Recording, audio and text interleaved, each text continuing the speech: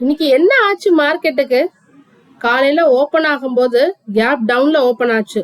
So என்ன reason? War tension, oil price increase ஆச்சு, US market futures எல்லாம் fall ஆச்சு. ஸோ நிஃப்டி 50 டவுன்ல தான் ஓப்பன் ஆச்சு. பட் ஆஃப்டர்நூன் ஒரு சடன் சேஞ்ச், மார்க்கெட் ஸ்ட்ராங்கா ரெக்கவர் ஆயிருந்தது, பாசிட்டிவ்ல க்ளோஸ் ஆயிருக்கு. 550 பாயிண்ட்ஸ் ஃப்ரம் த டே லோலேருந்து இன்க்ரீஸ் ஆயிருக்கு. இதுக்கு என்ன main reason?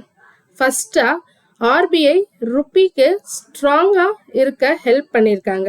So Reserve Bank of India டாலர்ஸை செல் பண்ணியிருக்காங்க. ஸோ டாலர்ஸ் செல் ஆகும்போது ருப்பி ஸ்ட்ராங் ஆகும். ஸோ டாலர் சப்ளையை இன்க்ரீஸ் பண்ணோன்னா மோர் டாலர்ஸ் அவைலபிள் இந்த மார்க்கெட். அப்போ டாலர் சீப்பர் ஆகும், ருப்பி ஸ்ட்ராங் ஆகும்.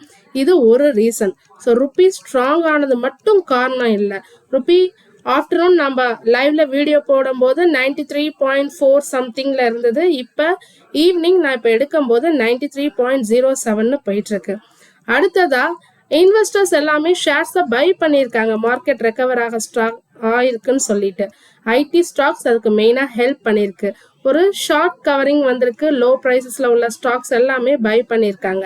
ஸோ ஐடி ஸ்டாக்ஸும் ஹெல்ப் பண்ணியிருக்கு. அடுத்தது பேங்க் ஸ்டாக்ஸ், பேங்க் இண்டெக்ஸ் இன்னைக்கு 1500 பாயிண்ட்ஸ் லோலேருந்து இன்க்ரீஸ் ஆயிருக்கு.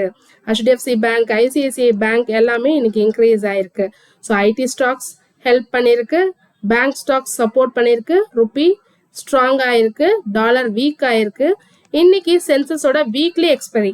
ஸோ ட்ரேடர்ஸ் பொசிஷனை அட்ஜஸ்ட் பண்ணியிருக்காங்க. ஸோ வீக்கெண்ட் நாளைக்கு தொடர்ந்து 3 நாள் லீவ். ஸோ அந்த வீக்கெண்ட்னால அட்ஜஸ்ட் பண்ணியிருக்காங்க. So sharp up and downs வந்து கடைசியில் மார்க்கெட் பாசிட்டிவ்ல முடிச்சிருக்கு. ஷார்ட் கவரிங் பிஃபோர் வீக்கெண்டுன்னு சொல்லலாம். ஸோ இதனால தான் இன்னைக்கு மார்க்கெட் இன்க்ரீஸ் ஆனதுக்கு மெயின் ரீசன்.